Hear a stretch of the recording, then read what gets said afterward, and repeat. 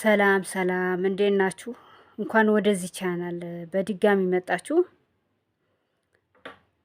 እንግዲህ በዛሬ ቪዲዮዬ አምስተኛና ስድስተኛ ክፍል እንግሊዘኛ መጽሐፍ ውስጥ ያሉት የማይክሮ ስኪል ለተማሪዎቹ የክፍል ደረጃ ተስማሚ ሆነው የቀረቡ የተቀመጡ ናቸው መጽሐፍ ውስጥ ወይስ አይደሉም የሚሉትን በዚህ ቪዲዮ በትክክል በመረጃና በማስረጃ የምናይ ይሆናል።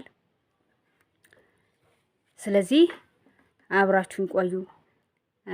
እንግዲህ በኢትዮጵያ የትምህርት ስርዓት ውስጥ በእንግሊዘኛ ቋንቋ ዋና የቋንቋ ክህሎችና ንዑስ ክህሎች በክፍል ደረጃቸው መሰረት መቅረብ እንዳለባቸው የትምህርት ስርዓት መሰረት ያስተገብራል።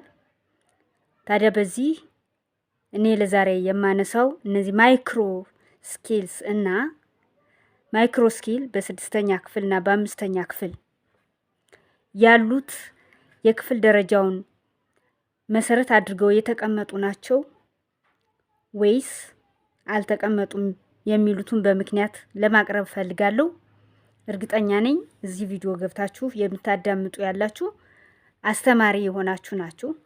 የግድ ይህንን ነገር ማዳመጥ ይጠበቅባችኋል። ምክንያቱም ለተማሪዎች መውደቅም ሆነ ማለፍ የመጽሐፉ ካሪክለም ስርዓት አቀራረብ ዋነኛና አንዱ ወሳኝ በመሆኑ ይህንን መሰረት አድርጌ አንድ ባንድ ላቀርብ እወዳለሁ። እንግዲህ መምህራን ለተማሪዎች መውደቅ የግድ መፈተሽና ጥናት ማድረግ ስለሚያስፈልጋቸው ይህንን አይታችሁ መጽሐፉን በትክክል የአምስተኛና የስድስተኛ ክፍል እንግሊዘኛ መጽሐፍ የማይክሮ ስኪል ለስድስተኛ ክፍል ተማሪዎች የሚመጥን ነው ወይስ አይደለም የሚለውን በዚህ ቪዲዮ እናያለን። እዚህ ላይ አሁን የማስቀምጣቸው ነገሮች አሉ። እነዛ ነገሮችን እስኪ ተከታተሏቸው 5 እና 6 ላይ።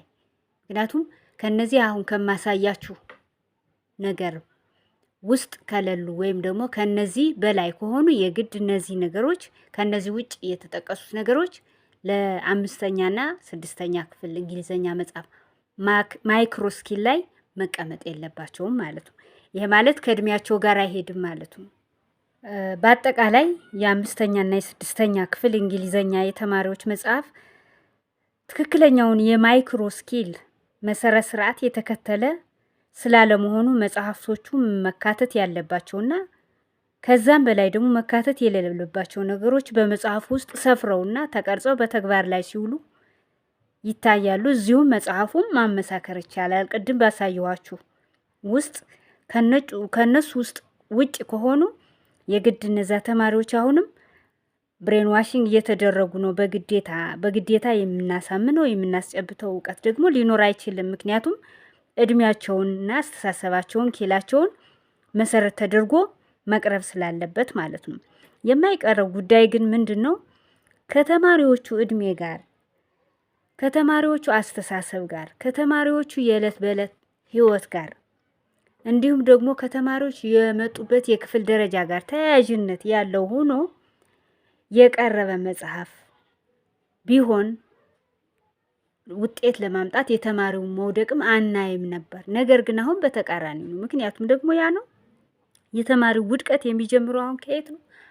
ከመጽሐፉ የካሪክለም ስርዓት አቀራረብ ከነሱ አቅም በላይ የሆኑት ይኸው ቅድም ካሳየኋችሁ እንግዲህ ልብ በሉ ማይክሮ ስኪል ውስጥ ነው ያሉት። ከማይክሮ ስኪል ውስጥ አንዷን ነው ያሳየኋችሁ እዛ ላይ የገለጽኩላችሁ።